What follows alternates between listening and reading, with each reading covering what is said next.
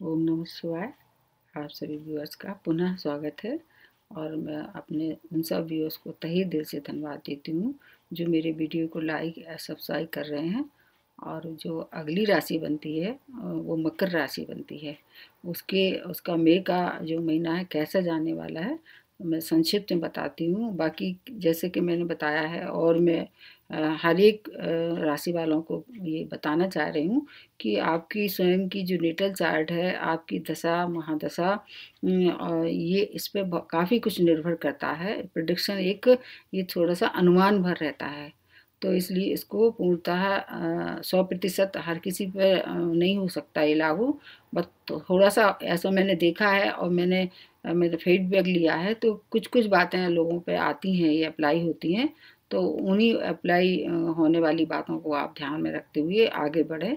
तो मई का महीना जो है वो मकर राशि का कैसे जाएगा, उसके पहले मकर राशि के बारे में बताती हूँ कि मकर राशि कैसी राशि है। यह शनि प्रधान राशि है और पृथ्वी तत्व है इसका।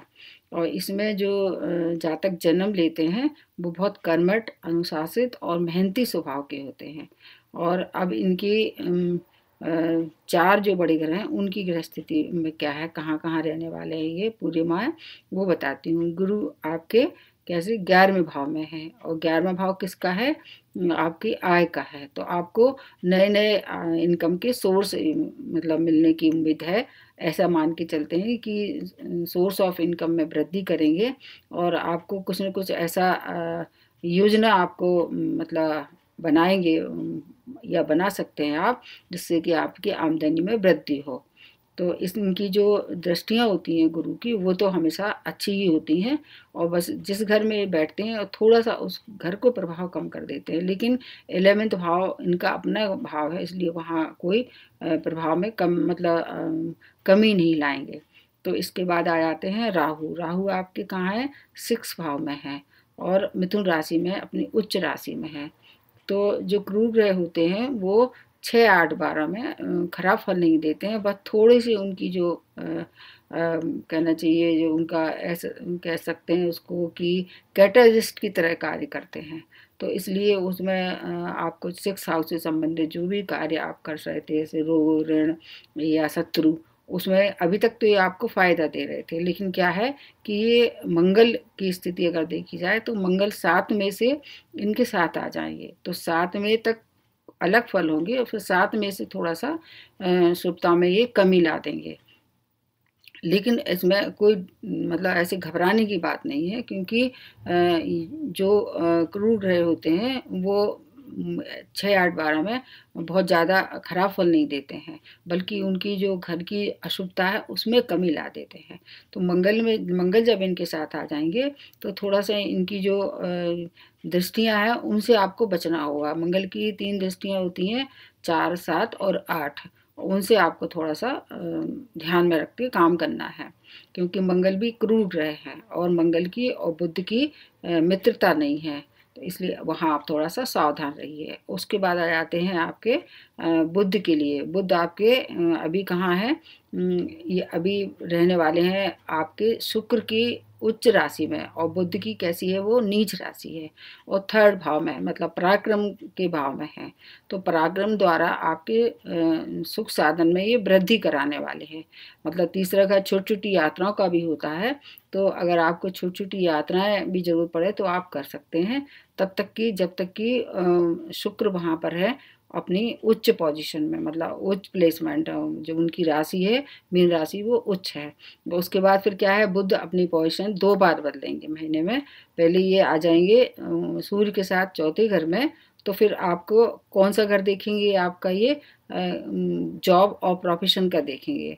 तो उसमें आपको तरक्की दिलाना, मतलब आपका जो व्यापार होगा, जो व्यवसाय होगा।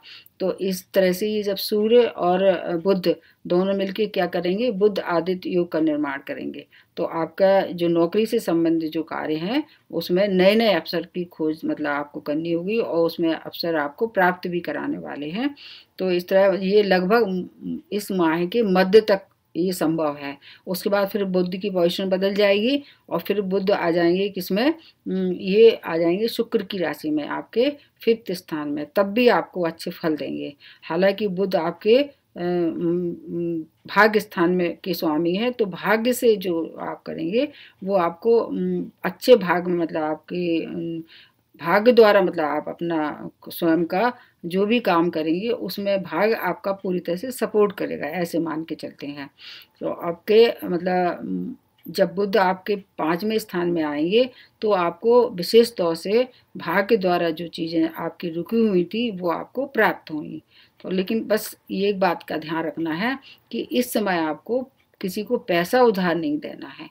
यदि आपने किसी को पैसा उधार दे दिया तो फिर वो वापस नहीं मिलेगा। ये आपके लिए बहुत थोड़ा सा एक एक्स्ट्रा मतलब वो है, आपके लिए सावधानी है, ऐसे कह सकते हैं।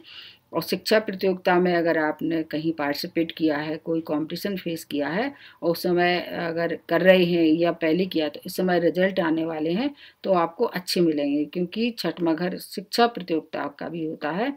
तो इसमें आपको अच्छे अच्छे अवसर प्राप्त कराने वाले हैं।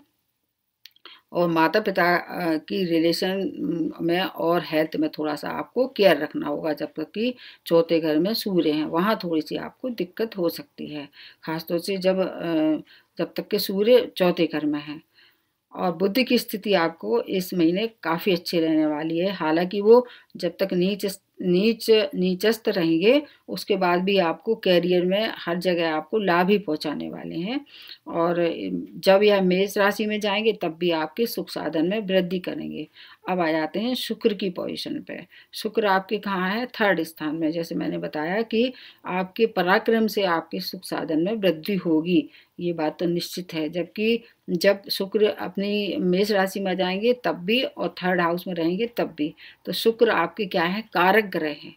तो इसलिए आपको ये जितना हो सकता है लाभ ही लाभ पहुंचाने वाले हैं। जब ये मेष राशि में आ जाएंगे चौथे घर में, तब इनकी दृष्टि कहाँ पड़ेगी? मतलब अपनी ही राशि पे पड़ेगी, 10th भाव पे। तो उस समय आपको जॉब से रिलेटेड भी जो कार्य आपके रुके हुए थे उसमें संपन्नता ला देंगे और आगे बढ़ाने की इनकी पूरी उम्मीद है कि ये आपको कुछ न कुछ नया जॉब में करवाएंगे। मतलब मकर राशि वाले के लिए ये महीना काफ़ी अच्छा रहने वाला है। भूमि भवन और में भी ये आपको लाभ पहुंचा सकते हैं, जॉब में भी लाभ पहुंचा सकते हैं।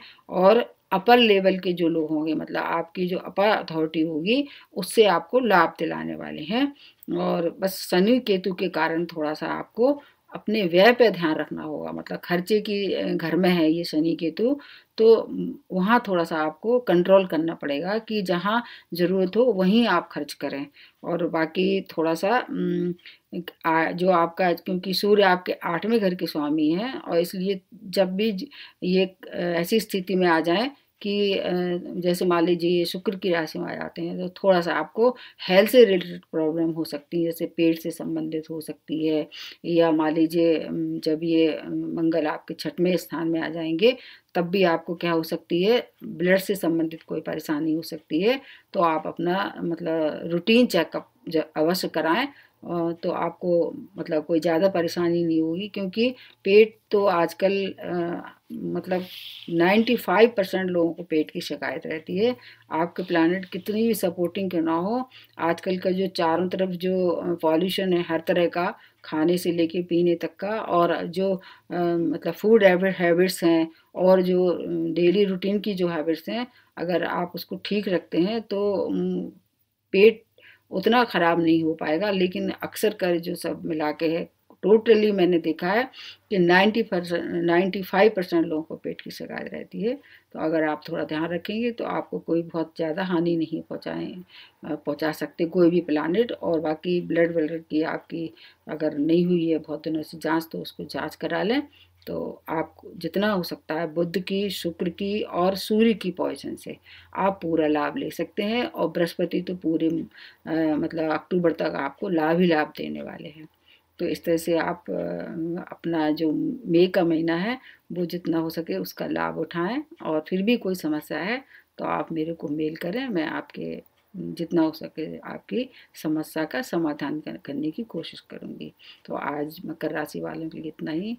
नमस्ते और धन्यवाद।